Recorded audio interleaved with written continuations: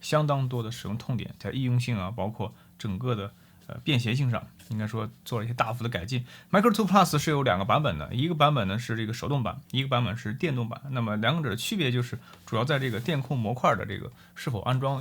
的问题。那另外就是 Micro 2 Plus 呢，我也看过咱们 B 站上很多别的朋友做的视频啊，有相当多的这个特性啊和设计，好像大家都没有发现。所以今天这个视频也许会非常长，但是会帮助你去看到在 Micro 2 Plus 上所有的，可以说几乎一个不落的，全部告诉你所有的设计的细节。那这次呢 Micro 2 Plus 呢，它的这个承重能力有一个非常大的提高，它是在任何方向都可以承载 4.5 公斤，叫360度 Super Weight Capacity， 就是正常咱们在水平线上用的时候，那个承重当然是非常非常大的。当然有一种很极限的情况是你把滑轨垂直起来使用的时候，那即便在那个情况下，它的承重也依然可以达到 4.5 公斤，所以这个可以帮助我们拍摄一些非常非常风骚的运镜。然后还有就是这次在一个整个的这个皮带滚轮的安装的机构上，这次采用这个磁吸快拆的设计。磁吸快拆宣称是可以在30秒之内完成这个皮带总成的更换，实际上的话可能大概需要花到50秒到60秒的时间。当然这个依然相比于上一代来说是一个很重大的进步，因为你不需要再拧任何的螺丝了。这是一个收纳袋，一个说明书、滑轨本体以及一个备用的皮带总成。同时这个总成里面还给了一些备用螺丝，比如说1/4加长版螺丝、1/4.83以及一个6角扳手。当然这个电控滑轨啊，你在使用的时候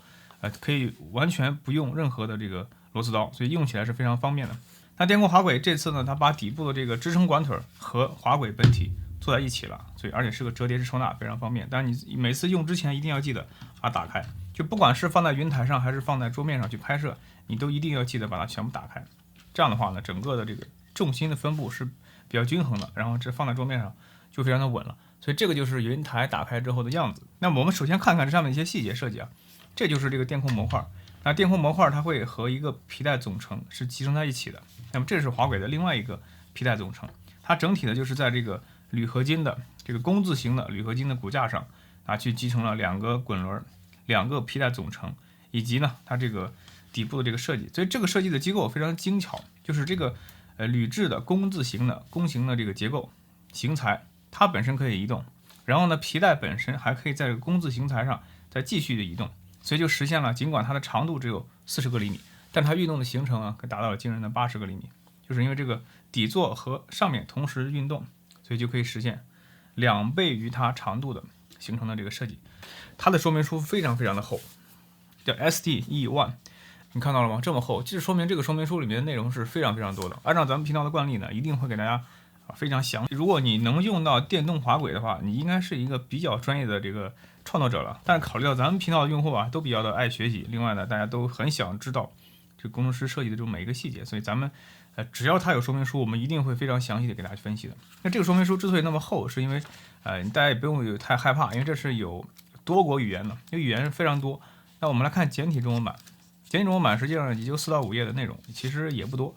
Motorized Micro 2 Plus， 请仔细阅读使用指南后操作，以免给您的滑轨造成不必要的损坏。所以官方的设计建议也是要让你去认真阅读说明书的，这一点从任何一个角度你都不应该去跳过这个环节。那整个的滑轨的设计的环节，它分为很多个这个底座，这个咱们待会儿讲它具体操作的时候，我们就顺带呢就给大家去讲解这所有的这个内容了，所以这个咱们就不念了。它的承重呢，就水平承重，就在这个状态下的承重呢是8公斤。如果我们是垂直状态下去用的话，它的承重是4.5公斤，就是这个皮带齿它的强度是比较高的。那么垂直情况下承重主要就是靠这个皮带齿还有这个电机的这个减速机构了。第一点就是使用前请确保滑轨已经解锁，这是因为在这一侧是有这个滑轨的，这个是解锁，锁定是在这个位置，那这里是可以把滑轨解锁的。那这个是在这个全手动模式下，这个是比较有用的。在电动模式下，这块其实我们通过电机这本身就可以把它锁定了，所以这块大家稍微检查就可以。如果你买的是这个电控版本的话，那你可以跳过这个环节。上一代 Micro 2的滑轨啊，它只能在这个夹座的地方去锁紧，它就没有办法让这个滑轨在任意位置进行锁定。所以当你想拍摄一些重复的这种运镜的时候，就非常的困难。那这一代呢，它是把锁定机构啊放在这个皮带总成的末端，这就解决了这个问题。所以这是属于 Micro 2 Plus 上的一个不大不小的这个升级。那么第二个就是它的一些详细的功能了，你比如说它的按键、它的功能，包括一些按键的映射。好，那这里呢，咱们给大家一个近照，大家自己根据自己的需要去仔细阅读，我们就不再每一行去念了。但是呢，这个操作你如果可以烂熟于心的话，那你基本上就可以成为一个电控滑轨的运用大师了。地面模式就是咱们现在看到的这种模式，把这个4个支撑腿打开之后，一个最大的支撑面积去使用，那就让这个滑轨在运动的时候始终是很平稳的。然后这个滑轨的这四个管角啊，你可以旋转，可以调节它的高度，所以它对于环境的这个适应能力是比较强的。你不用去担心它那个地面是不是要完美的水平，那么倾斜个几度的话呢，这个是完全可以通过管腿给它调节过来的。然后正常来说，我们会倾向于在上面去放一个液压云台，你比如说之前咱们聊过的这个斯摩格的这个液压云台往上一放，那在这个滑轨运动的时候，你可以通过液压云台的方式呢，给相机再增加一个就是摇移或者是俯仰的这个运动的自由度，那就充分的把画面的这个动态性啊，它给它全部的调动起来了。好了，第二个模式下就是可以在这个底部啊，你可以连接脚架去使用它，因为它底部有这个螺丝，然后呢就可以和脚架连接之后，那建议大家用这个承重能力比较强的脚架，比如说这种液压的摄像脚架，再用这个重型的液压云台，然后呢就叠加起来使用，这样的话呢是比较理想的。所以呢这就是一个单云台连接模式，单云台连接模式就底座直接上脚架，然后呢就是可以把这个滑轨位置提高嘛。第三个就是这个双云台连接模式，这顾名思义就是顶部一个液压云台，底部也有一个液压云台，两个液压云台把滑轨夹在中间，那这个运镜的可能性啊就会非常多了。然后还有一个就是双云台连接模式，在不同的情况下，用这个底部的大承重的液压云台实现这个倾斜的运镜，用上面的一个液压云台调节相机的拍摄角度，那这样的话就是这种运镜啊就比较风骚了。这个很多大神去拍那个星空岩石啊，包括各式各样的酷炫的画面，那通常来说都是这种很特殊的运镜，当然这个操作起来门槛也是最高的。除此之外呢，大家可以在这个扫码去下载这个 Zpon Lab。Zpon Lab 呢，就是这个 Micro 2 Plus 呢还配了一个 Zpon Lab 的 App。这个滑轨通过 App 呢还可以解锁更多的这个使用特性，包括轨迹点啊，包括一些复杂的运动的控制。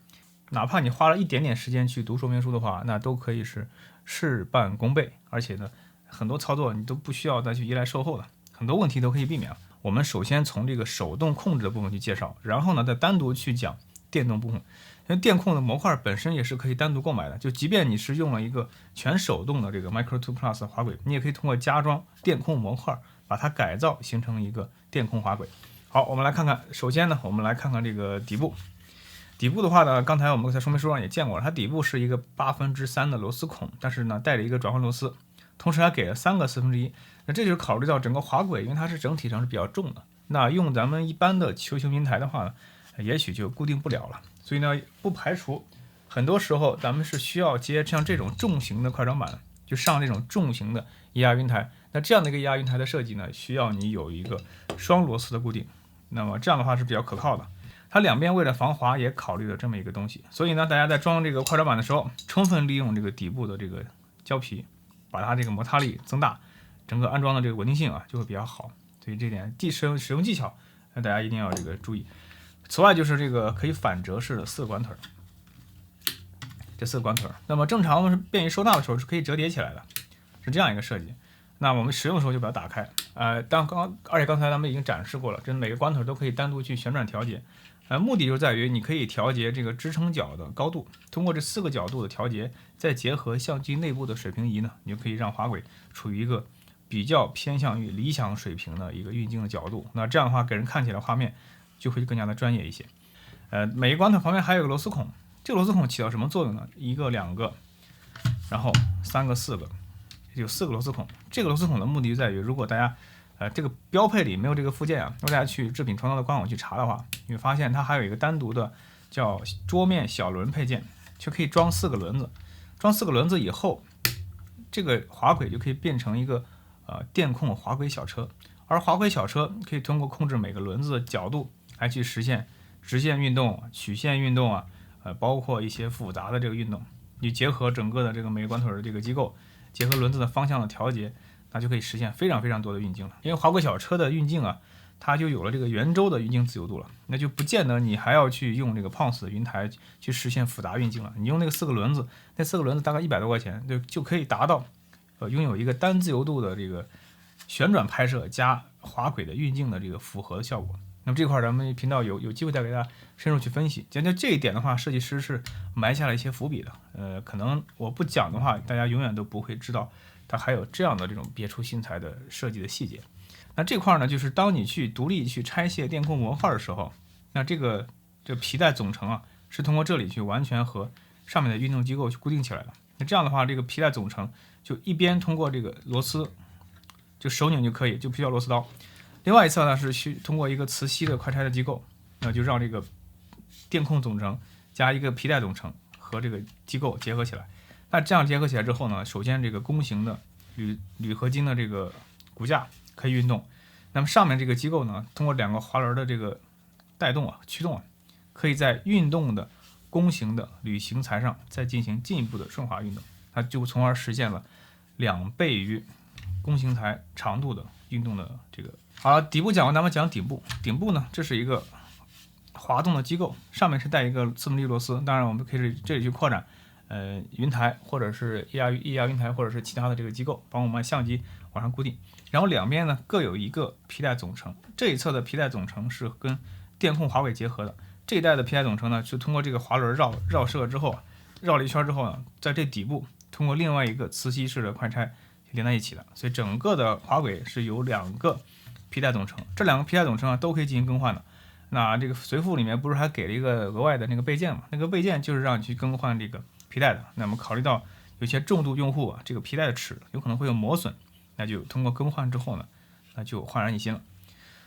所以呢，这个在磁吸快拆的设计，包括整个拧螺丝这个设计啊，这些都是相比于 Micro 2的一个非常重大的提升，这个极大降低的使用门槛，包括把底部的这个支撑架合2为1。那么这样的话呢，就你也不用再去额外花钱去买那个底座了。所以这些都是在 Micro 2 Plus 上肉眼可见的非常大幅的改进。那么电控模块的话，它是用这个 F550-970电池的，是在这一侧。那这个黄色的这个标签啊，建议大家永远都不要撕掉。虽然你撕掉对于快车也没有影响，但是它给你传达了一个非常重要的信息，那就是说，拆电池前请按电池锁，就电池锁在这个位置。这 F550、F970电池啊，它是要靠锁扣去固定的。因为这样的话可以保证这个电池啊不会向外退出。另外底部也有一个弹簧的夹子，就是让这个电池啊不会因为外力意外的就是移开这个滑轨造成意外。除此之外呢，电控的模块啊是靠这颗螺丝和这颗螺丝整个的紧紧的固定在这个弓形的铝型材上，所以大家用的时候一定要把它拧紧，一定要把它旋紧。可能在包装里面的时候呢，为了考虑到这个运输时候的可靠性啊，可能有的时候是没有完全锁死的，大家一定要拿到之后第一件事一定要把它锁死。锁死之后呢，这个完全就固连成一体之后呢，它的运动的这个稳定性啊是最好的。然后咱们接下来就要看一看它整体的这个怎么去操作了。你比如说现在整个的这个上面有2个按键，一个前进键，一个后退键，然后这是织品创造的 logo， 还有一个高亮的这种反光的类似于玻璃一样的一个，这个就工业设计啊，为了让你变得更好看嘛。还有后面这是它的这个 app 的下载的贴纸，大家可以扫码去下载。那在安卓和苹果上都有各自的叫 Zipon Lab 的这个操控软件。然后呢，我们去长按这个按键，在这侧一个按键，我们长按去开机。开机一瞬间 ，Power 这个灯啊是亮蓝色的。那完全开机之后呢，它就会根据剩余电量展示不同的颜色。如果是绿色常亮的话，就代表这个电池的电量是比较充足的。它有可能会从绿色变成蓝色，变成黄色，再到变成红色。我有些 UP 主拍摄视频的时候，它这个灯是红色的，就说明那个电池该充电了。那么下面是 Speed 呢是有3档可调的。那么那么分别对应于就是你单击一次呢，你可以调节，比如说第1档、第2档、第3档。那一个电控滑轨，大家可能最关心就是它的这个噪音的情况。如果是在1档的情况下，它基本上就静音了，没有任何的声音。2档的时候呢，有一点点声音，基本不影响拍摄。但到第3档的时候，它可能会对你的这个收音会产生一定影响。但是，一般大家来说，用滑轨拍的都是 B-roll 画面嘛，你这个其实对你的创作也基本上不会造成任何的影响。那当我们选择这个1档速度之后呢，怎么样让它动起来呢？就是你可以按住这个键不松，可以让它持续的往一个方向去运动，看到了吗？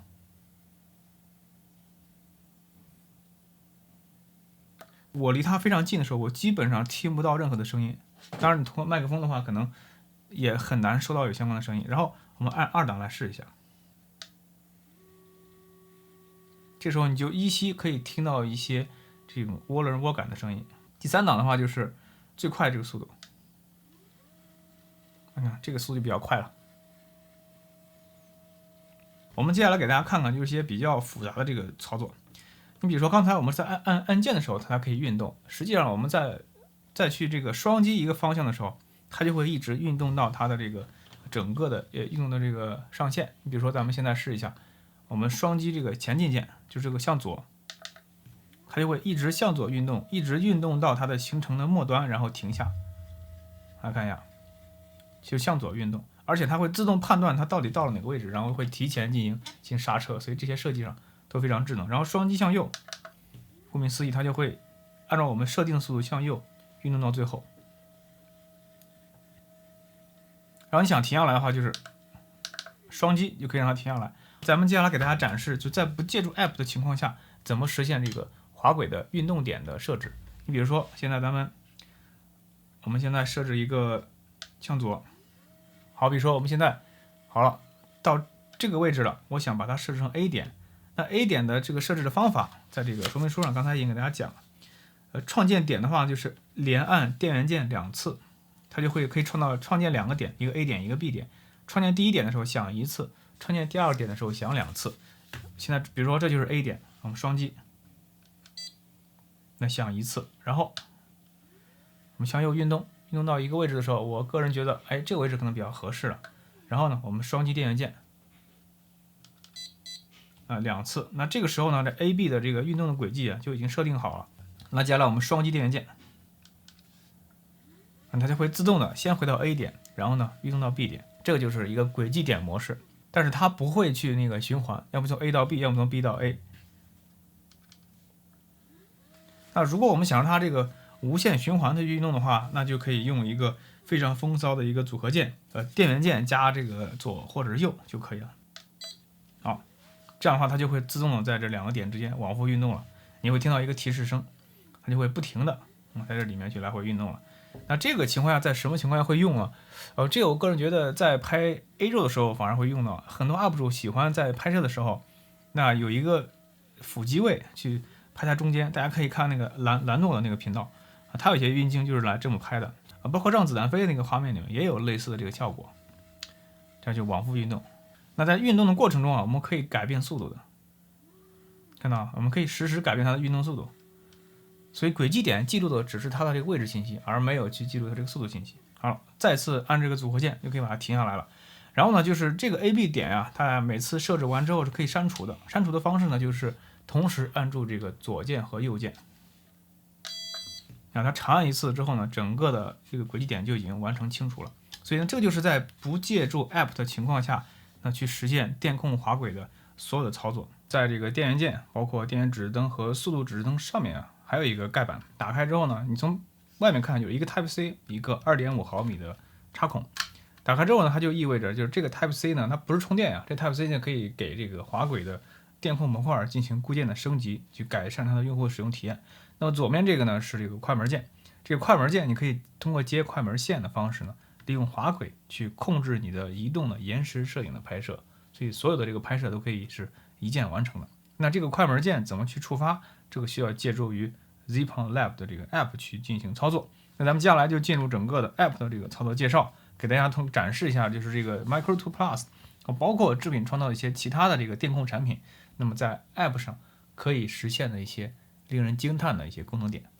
好了，接下来的话，我拿出我的这个安卓手机呢，给大家展示一下，就是智品创造的 App。那么在结合 Micro 2 Plus 电控滑轨之后呢，能够实现的一些非常独特的这个功能。开机之后，它是利用蓝牙去和 App 进行连接的。那你就可以去滑动，然后呢，去找到你的画面。你可以去重新观看一个新手的引导，这里咱们就不看了。然后你也可以去设置它的这个基本的型号。你可以去固件升级，你也可以去改变不同的这个语言的设置。然后你比如说咱们现在滑轨，点滑轨，它就会自动的去搜索到附近的这个滑轨的型号，因为它就检索到了我的叫 ZPon Micro 2 Module。它这个时候呢，告诉你你的滑轨固件并非最新版，固件升级 ZPon Lab。那顺带给大家展示一下怎么去升级这个软件，它就会自动的去连接互联网，去检索在这个智品创造的服务器里面去检索这个最新的整个的 App。这的这个软件，我们来看一看。好，那你看它自动的下载、自动上传，这所有的操作呢是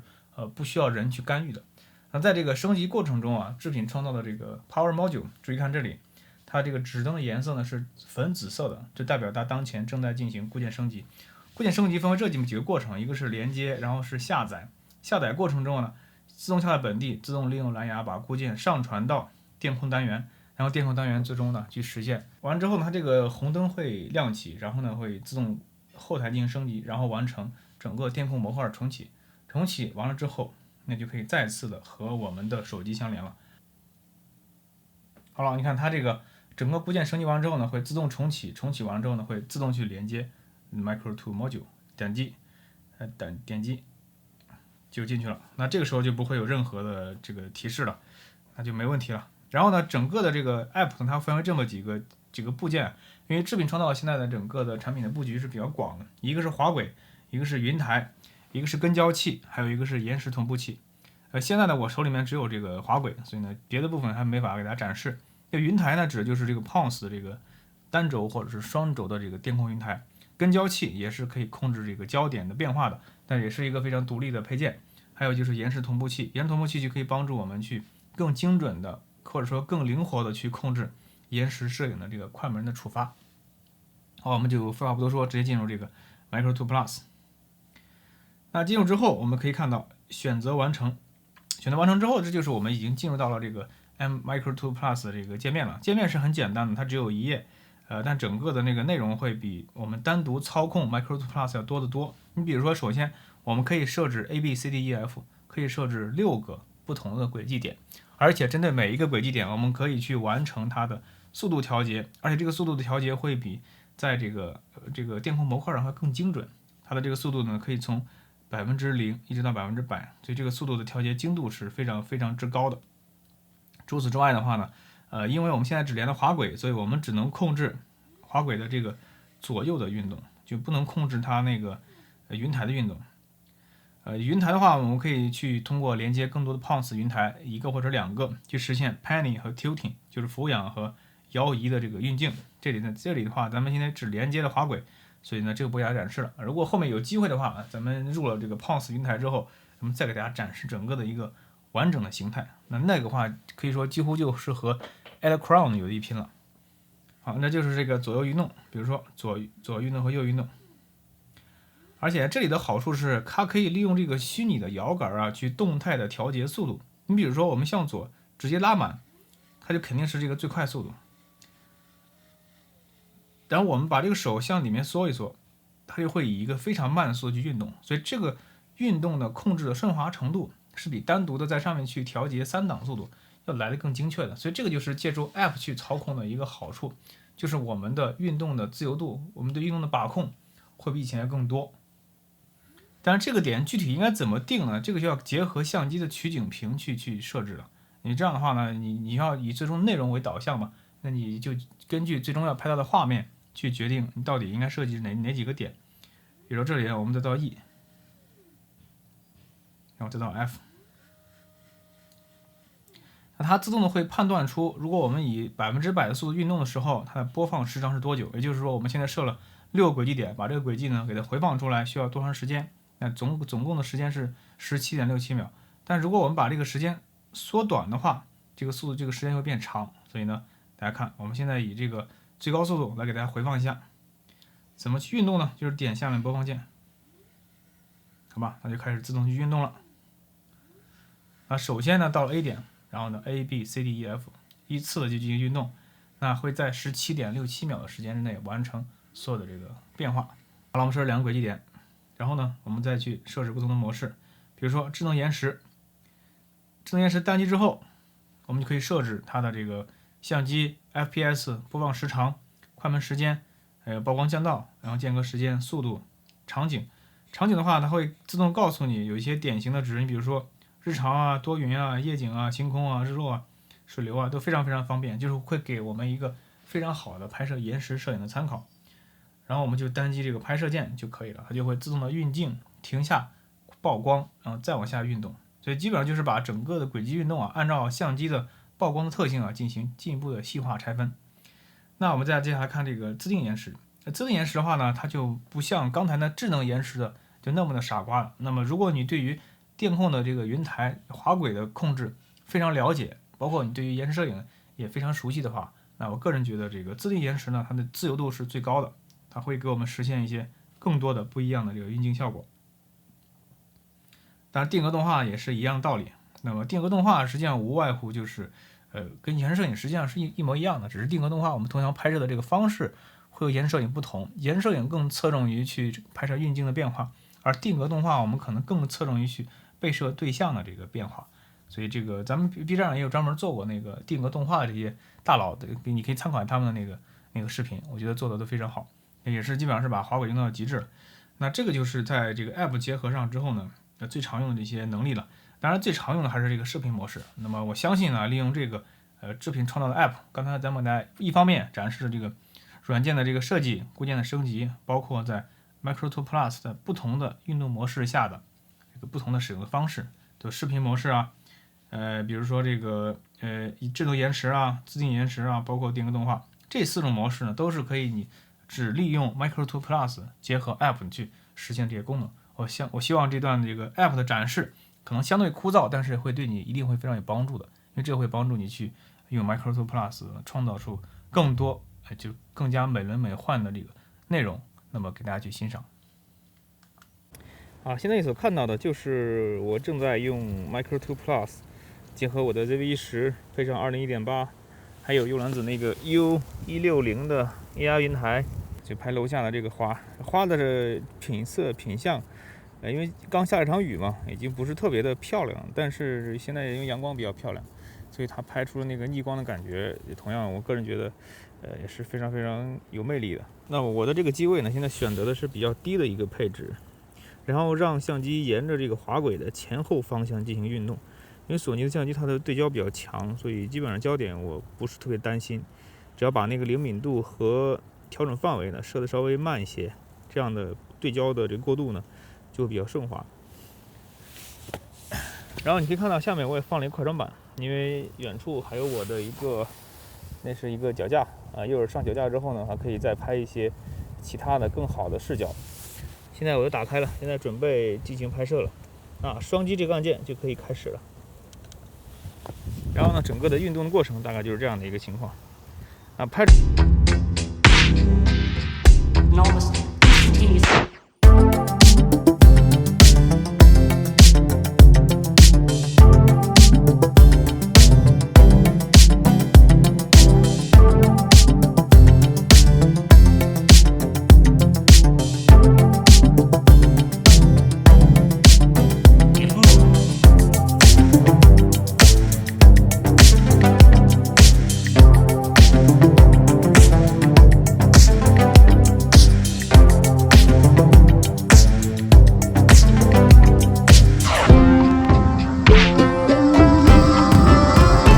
这是 panning 的操作，还有 tilting 的操作，你还可以调节这个俯仰。tilting 的话会更有意思一些。那如果你使用得当的话，那这样的话配合一个非常匀速的直线运动加 panning 和 tilting， 那就可以拍出一些非常富有电影感的画面。好，现在你所看到的就是滑轨的另外一种使用方式，就是利用双液压云台，比如说左边那个比较大的承重能力比较强的，就承重滑轨加整体的这个液压云台。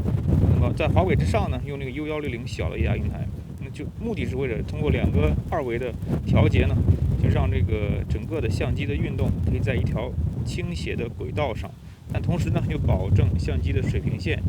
是比较完美的。然后通过这样一个顺滑的运镜，再结合前景的花、背景的建筑以及前后景中间的人。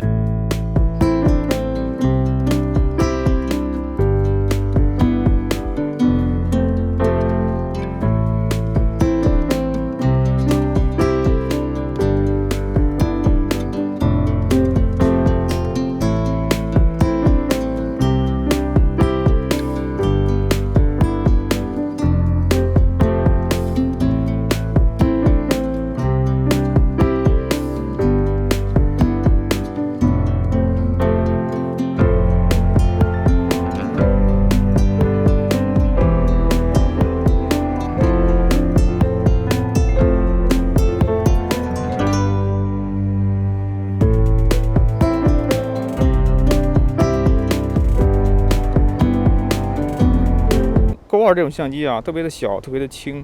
所以利用滑轨的自重，利用延长杆，完全可以把它延展到一个就是非常匪夷所思的机位。你比如说，现在我把那红色的那个 Go 2放到这个万花丛中，要用一个自拍杆去延长，看到了吗？这个自拍杆